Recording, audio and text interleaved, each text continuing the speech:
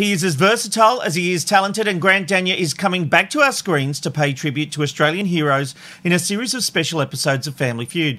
Grant will join us in a moment, but first, let's take a look at what we can expect from the new series.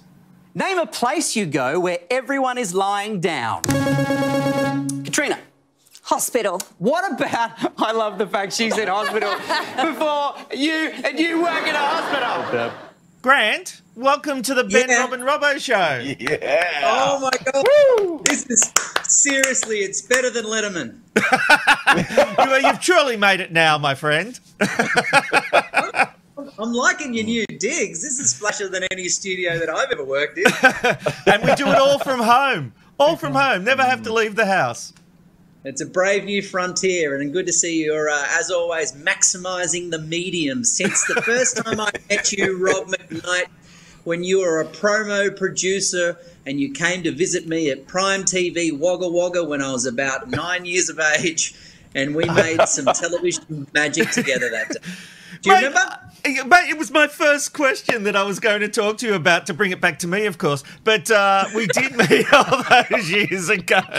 And I think about that because I remember you coming up to me one day and saying, Rob. And I'm like, hang on, how come you know me? You're on TV. Because you were the Sunrise Weather guy. And you said, you did my first promo shoot with me. I was like, did I? You did. Okay. And then, of course, I remembered. But when you think back to that journo in Wagga who was chasing cats and dog stories and all that kind of stuff, what would that guy think of the career you've had?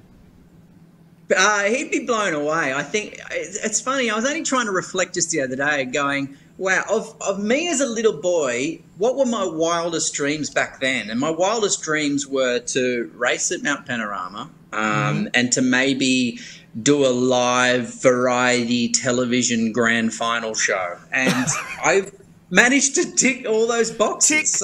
Tick. Absolutely. It's pretty special. I'm very, very blessed. But I remember some of your finest work. You were a great promo producer. Do you remember this one? Because you gave me, being a news promo, had to be very serious. I'm worried. Serious weight about it. You remember this manoeuvre? You gave this to me.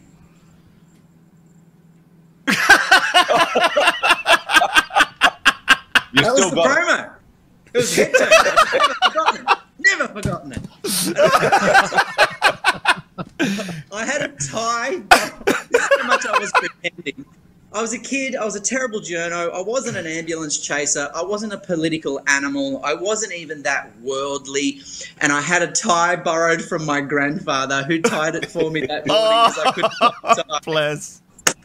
Wait, I've got to ask you then, Grant. Grant, can you tie a tie yet? Because I still can't. Can you? I got a wardrobe team that does that for me. That's right. I feel so ridiculous. I've been on so many television shows and I still can't tie a double Windsor. I have to go to the wonderful person who's got a wardrobe that day. So I can do a single.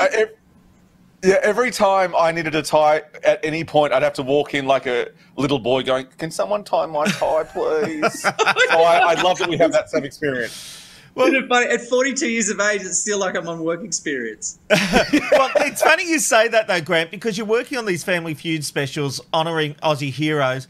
Now, this was first meant to be focusing on the bushfire heroes, but, of course, then COVID-19 happened, and I thought to myself, how are these specials going to work? But you've actually managed to broaden it and bring in the COVID-19 heroes as well.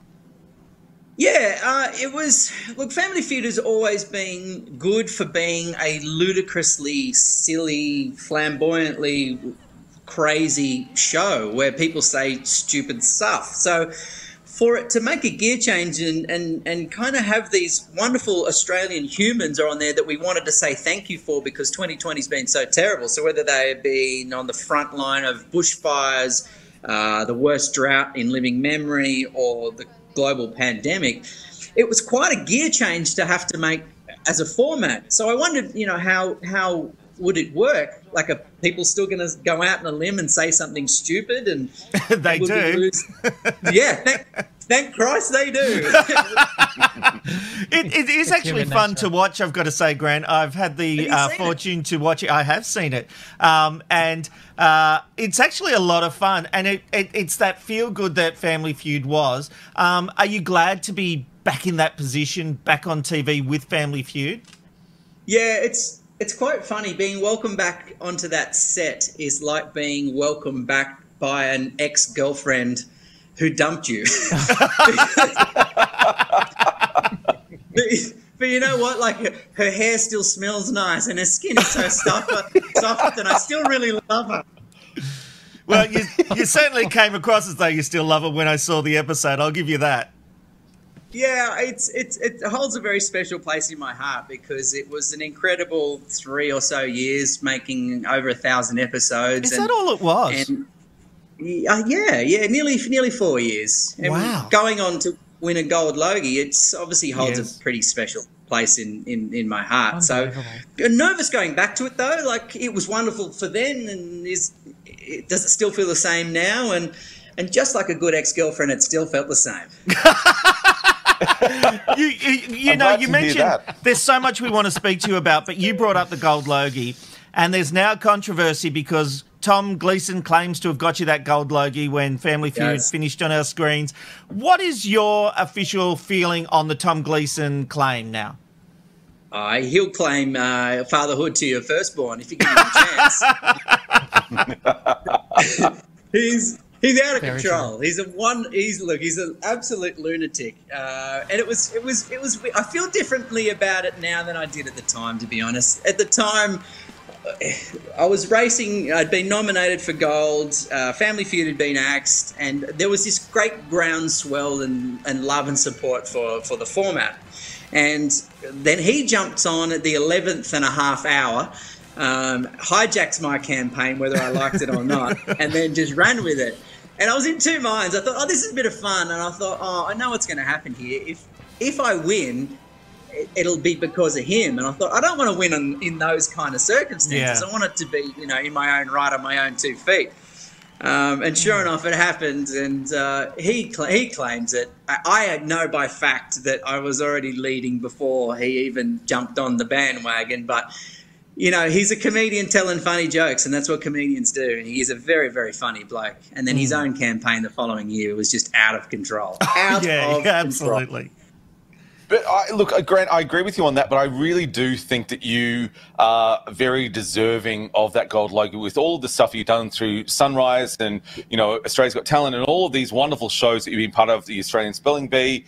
I think that you are what embodies what is, a Gold Logie winner. You are someone who has worked across so many genres and have done such an amazing work. So I really think that, forget Tom Gleeson for the moment, I think that you thoroughly deserved that Gold Logie.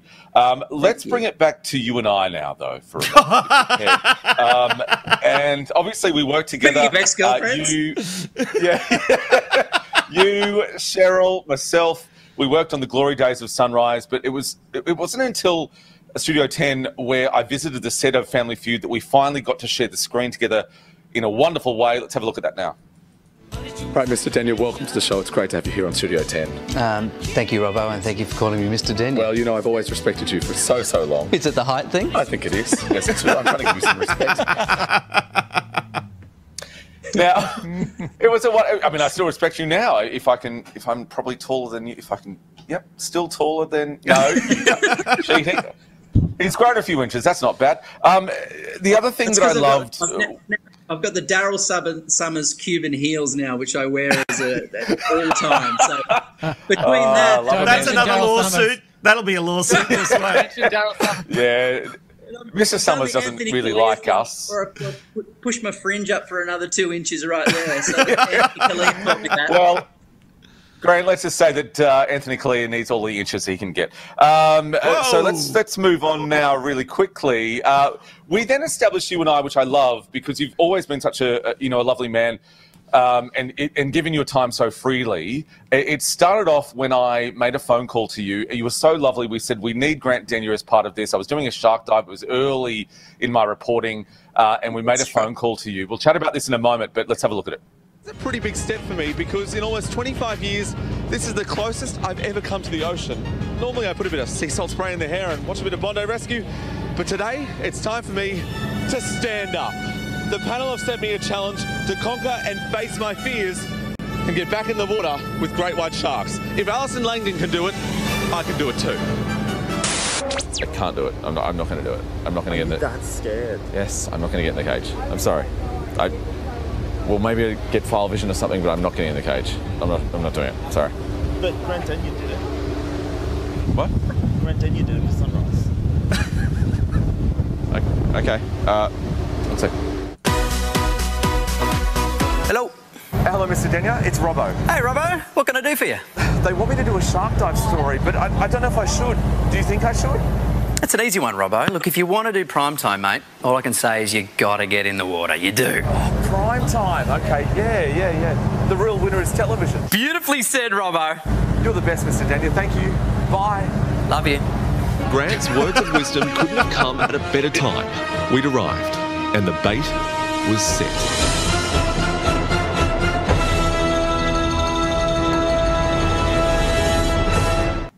Oh, can I? we No, shared a few sorry, fun Robbie. Before you ask that question, I've just got to say we're doing a feature interview with Grant Denyer, and I've seen more vision of you than the actual guest. And you know what? I can quickly say to you, the first question to the man, this superstar, this wonderful legend of Australian television, you made it about yourself. So I guess you. No, he made it about me. He made it about me. Anyway, back to it, Grant. In this industry where it's really all about the person. You have been, not just with me, but with many, many people, many productions, you've been so giving with your time. Why do you think that's important, and why do you do it? Well, I like you, Robbo, first and foremost. But I've been lucky enough to have a couple of mentors along the way that were really big, important junctions in the road in which I was given an opportunity to go further up the ladder, if you like. And without those couple of people, I would be nothing. Like, I wasn't joking when I said I was a terrible journo. I wasn't smart enough to go through university, so I was going to have to find a backdoor into television and into media. So that backdoor came at Prime TV Wagga Wagga, where I was washing news cars, which is true, and carrying tripods. And I would work for free in my school holidays, for 3 years, just hoping that someone would teach me to write, teach me how to do voiceovers, just teach me how to become a journo. And that bloke, Doug Hogan in Prime Wagga, he saw something in me that I didn't even see myself. Like, I was never going to be a great journalist, but he let me go in there and he let me make a ton of mistakes, just to round out those rough edges. And a couple of important moments in my career, I've had someone like that. And so it's nice to be able to sort of help someone else out, because it takes the same amount of energy to pull someone up the ladder as it does hold someone down. Yeah. I just want to, and really quickly, I've already praised you enough, I think, Mr. Denyer, in this interview, but I just want to say you've always been lovely. Whenever we see each other, when we saw each other at Channel 10, it was so lovely to see you, and you were so warm, and Shezzy was so warm. So I really appreciate everything that you did to, help me up that ladder while I was at Channel 10. I appreciate it. My wife is so warm. That is weird when you say it like that. Yeah, I've got to say, it's the first time. Yeah, it's the first time I've ever said a woman was warm, and I feel weird about it actually. But I love Shezzy and I love you. So let's move on really quickly. Grant, maybe can I just stay in here? Because, can I just? Oh, sorry. I don't know who's getting a job in this interview, but someone's definitely looking for one. I would love to ask you some questions. We've never worked together, so I don't have any footage to show you. But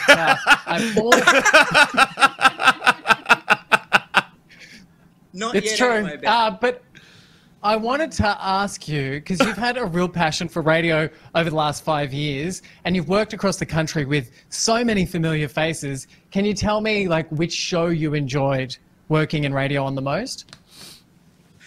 We do a lot of radio, which is really, really cool. That's a really, really tough question. It's always hard when radio stations are always trying to outdo one another. So there's always stupid games that they always want you to play and embarrass yourself. Yeah. So that's always challenging, because you never know what they're going to throw at you when you walk in someone else's doors. And when you go in their studio, you're at their mercy. You've got to play by their rules, and whether you like it or not. I remember I walked into a radio station in Perth at that time, and I think it might have been Will and Woody, who are now on KISS. Yeah. But I went in there, and I didn't realise that they had hypnotised one of the boys, and they'd hypnotised the boys into thinking that I was 103 years of age. So I walk in, I don't know this, I sit down, and the first question is, wow, you move really well. And I was like, thanks.